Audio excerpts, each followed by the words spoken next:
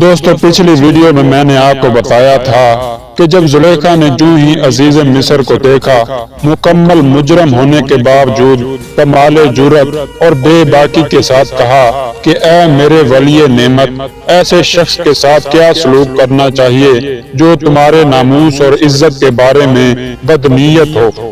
میں تو سمجھتی ہوں یا قید کرنا چاہیے یا سخت عذاب میں مبتلا کرنا چاہیے۔ یہ سن کر حضرت یوسف علیہ السلام بولے، میرے مالک، میں آپ کا خریدا ہوا غلام ہوں، میری یہ جرأت نہیں ہو سکتی کہ میں آپ کے ساتھ خیانت کروں۔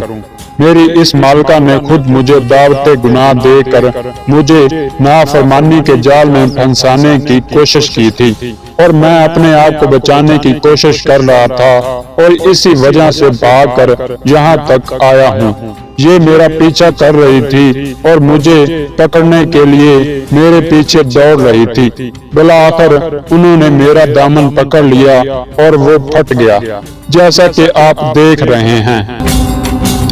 یہ سن کر زلیخا نے ایک روایت کی بنا پر کہا کہ دامن پھٹنے کا واقعہ یہ ہے کہ میں سو رہی تھی اور یہ غلام بدنیتی کے ساتھ میرے سرہانے کھڑا تھا۔ پھر اس نے آہستہ سے میرے جسم کو ہاتھ لگایا، میں جاگ اٹھی اور میں نے چاہا کہ اس کو سزا دوں، اور یہ بھاگ نکلا۔ میں اسے پکڑنے کے لیے اس کے پیچھے دوڑی تو اس کا دامن میرے ہاتھ میں آ گیا اور وہ پھٹ گیا۔ دونوں کا بیان سن کر عزیز مصر سخت غصے اور پریشانی کی حالت میں یوسف علیہ السلام سے کہنے لگا کہ تم اپنی پاک دامنی پر کوئی صفائی کا گواہ پیش کر سکتے ہو؟ حضرت یوسف علیہ السلام نے فرمایا کہ میرے پاس تو کوئی گواہ نہیں ہے، میں آپ کو یقین دلاتا ہوں کہ میں جو کچھ کہہ رہا ہوں بالکل سچ ہے۔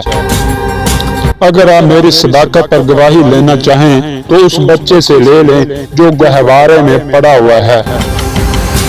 عزیز مصر نے کہا کہ یہ تو دودھ پیتا بچہ ہے، یہ کیسے بول سکتا ہے؟ حضرت یوسف علیہ السلام نے فرمایا کہ جس نے مجھے اس وقت گناہ سے بچایا ہے وہ اس بچے کو بولنے کی بھی طاقت دے سکتا ہے۔ اس گفتگو کا تمام ہونا تھا کہ گہوارہ میں پڑا ہوا دودھ پیتا بچہ جس کی عمر 4 یا 6 ماہ کی تھی اور جس کا نام زلیخا تھا، جو زلیخا کا ماموں زاد یا خالہ زاد بھائی تھا، بلند آواز سے بولا کہ اگر ان کا کرتا آگے سے پھٹا ہوا ہو تو یہ سچی اور وہ جھوٹے، اور اگر ان کا کرتا پیچھے سے پھٹا ہوا ہو تو یہ جھوٹی اور وہ سچے۔ یہ سن کر نہ صرف عزیز مصر حیران ہوا بلکہ سارا گھرانہ حیران ہو گیا، کیونکہ اتنے چھوٹے بچے کا بولنا عادت بشری کے خلاف ہے، اور پھر اس پر گواہ کی حیثیت سے بیان دینا تو یقیناً حیران کن ہے۔ الغرض بچے کا بیان سن کر عزیز مصر نے حضرت یوسف علیہ السلام کے کرتے پر نگاہ کی تو دیکھا کہ وہ پیچھے سے پھٹا ہے۔ بڑے غصے میں زلیخا سے بولا کہ سب تمہاری حرکت ہے، یہ غریب بے خطا ہے۔ پھر یوسف علیہ السلام کی طرف مخاطب ہو کر کہا، یوسف، اب اس بات کو جانے ہی دو اور کسی پر ظاہر نہ کرو، کہیں ایسا نہ ہو کہ افسانہ بن جائے اور ذلت اور رسوائی ہو۔ پھر زلیخا کی طرف متوجہ ہو کر بولا کہ اپنے گناہ کی معافی مانگو اور توبہ کرو، یہ جو کچھ تم نے کیا اچھا نہیں کیا۔ ایک روایت میں ہے کہ عزیز مصر زلیخا کا بیان سن کر سخت غصے میں آ گیا اور اس نے ارادہ کیا کہ زلیخا کو قتل کر دے اور یوسف علیہ السلام کو جیل بھیج دے۔ یہ حال دیکھ کر اسی بچے نے گہوارے سے آواز دی کہ اے عزیز، اگر تو نے ایسا کیا تو گناہ گار بھی ہوگا اور تیرا یہ عمل رسوا کن بھی ہوگا، لہٰذا وہ باز رہا۔ اور دوستو اس واقعہ سے زلیخا کا جذبہ عشق کم نہ ہوا اور وہ برابر تنہائی میں اپنا مقصد حاصل کرنے کی کوشش کرتی رہی، لیکن جب کسی طرح کامیاب نہ ہوئی تو اس امر کی کوشش کرنے لگی کہ یوسف علیہ السلام کو قید کر دیا جائے۔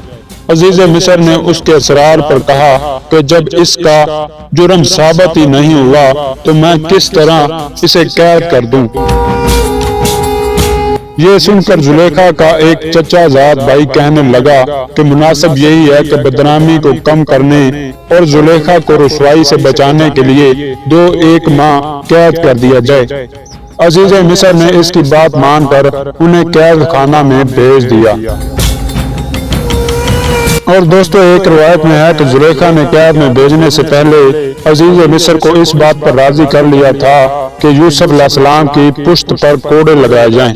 چنانچہ جلاد بلایا گیا اور حکم کوڑے کا دیا گیا۔ جلاد نے زمین پر کوڑے مارے۔ زلیخا نے پشت یوسف علیہ السلام پر کوڑے لگانے کی ہدایت کی۔ اس نے ایک تازیانہ پشت یوسف علیہ السلام پر لگا دیا۔ زلیخا تڑپ کر پردہ سے باہر آ گئی۔ جتنا بڑا نشان پشت یوسف علیہ السلام پر تھا اتنا ہی بڑا نشان پشت زلیخا پر بھی نمایاں تھا۔